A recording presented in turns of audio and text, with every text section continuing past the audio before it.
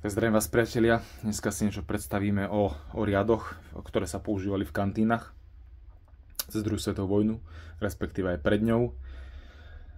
Začneme hneď týmto pohárikom, ktorý je Wehrmacht 1940. Poháre sa zháňajú veľmi ťažko, pretože myslím si, že bolo ich aj menej vyrobených ako tanierov a podľa mňa sa aj dosť hodne po vojne používali a zničili sa, rozbili, poškodili a tak ďalej.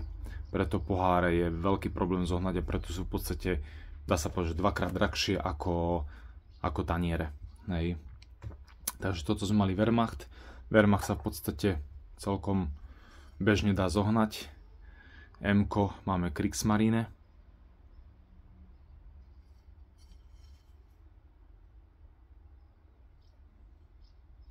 Kriegsmarine je už tanier, alebo teda riady, ktoré sa úplne často nevidia. Nie je to úplne jednoduché zohnať. Potom tu máme 3 varianty Luftwaffe. Tento Rosenthal je, myslím, Rosenthal vyrába dodnes riady a bol to najväčší výrobca riadov. Aj v podstate možno nejakých dlhé 10 ročia bol najväčším výrobcou riadov. A je veľmi vyhľadávaný a zbieraný, ako myslím aj civilné riady, nie že vojenské. Potom tu máme ďalšie Luftwaffe.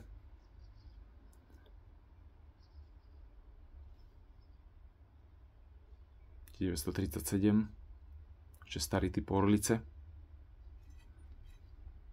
To je troška používaný.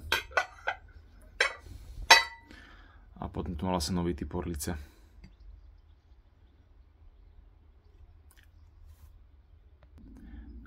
Inak čo znamená FLUV, to znamená Flieger Unterkunftsverwaltung, čo je v preklade akože letecká ubytovacia administratíva, ak sa to dá takto nazvať. Potom boli ďalšie varianty riadov, samozrejme bol DAF, ten má hákový kríž a ozubené koleso, okolo to bola polovojenská organizácia. Tie taniere sú, dá sa povedať, najbežnejšie, tých je najviac a sú, dá sa povedať, aj najlacnejšie. Potom samozrejme mali takisto policajti, mali vlastné riady, tie sa tiež zháňajú relatívne ťažko. Tam bola orlica s takým akože vencom. A samozrejme SS, tie sú úplne najvzácnejšie a najhoršie sa vyhľadávajú a sú aj samozrejme najdrahšie. Tie stoja niekoľkonásobne viacej ako povedzme Luftwaffe, Wehrmacht. O ďalších riadoch už asi neviem. Teda neviem, že by mali ešte nejaké organizácie, nejaké riady. A samozrejme k tým riadom boli aj príbory, boli vidličky, lyžičky, naberačky a tak ďalej. A takisto policajti, SS, Wehrmacht, Luftwaffe, DAF, Deutsche Arbeitsfront, hej, čiže nemecký pracovný front, dá sa tak nazvať.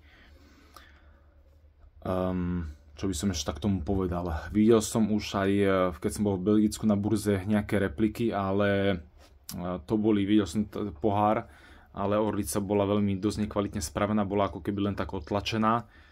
Tá orlica je pod gliedou, oni tu dokážu jednoducho nejakým lakom asi zalakovať. Ale je to troška poznať. Predsa tu keď sa na tú šálku pozriete, tak má aj nejaké známky o používania a tá povrchovka, by som povedal, nie je tak dokonalá. Že vidíte, že je taká troška keby jamkavá.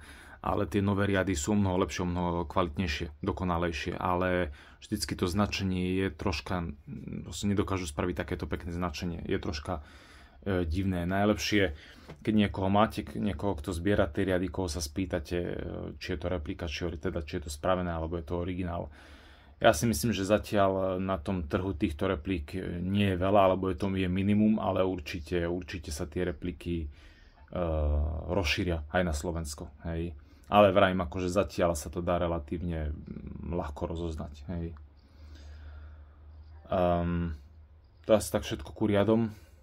V prípade otázok kľudne sa ma môžete spýtať, napísať do komentárov a keď budeme mať nejaké iné riady, keď sa dostanem k SS niekedy raz v živote, alebo keď budeme mať nejaký DAF, tak ešte môžem nejaké krátke video o tom natočiť, alebo nejaké príbory k riadom, ktoré sa tiež nezháňajú úplne najľahšie, ale mal som už nejaké príbory, takže asi tak nejak. No. Tak ďakujem za pozornosť a prajem ešte pekný deň.